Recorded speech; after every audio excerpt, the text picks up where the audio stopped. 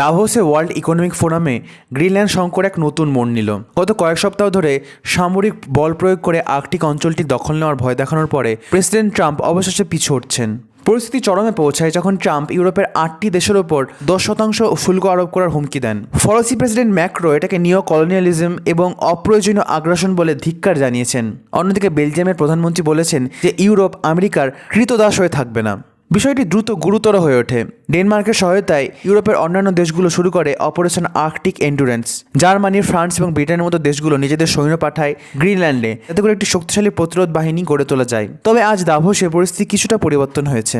ইউরোপের অন্যান্য দেশগুলোর সাথে বৈঠক করার পর ট্রাম্প ঘোষণা করেছেন যে নতুন করে শুল্ক আরোপ করবেন না এবং সামরিক আগ্রাসনের সম্ভাবনাটাও বাতিল করেছেন। এর পরিবর্তে তিনি দাবি করেছেন যে গ্রিনল্যান্ড নিয়ে একটি ভবিষ্যৎ চুক্তির রূপরেখা নির্ণয় করা হবে। তাই বাণিজ্য যুদ্ধ হয়তো থামলো, কিন্তু গ্রিনল্যান্ডের লড়াই এখনও শেষ হয়নি।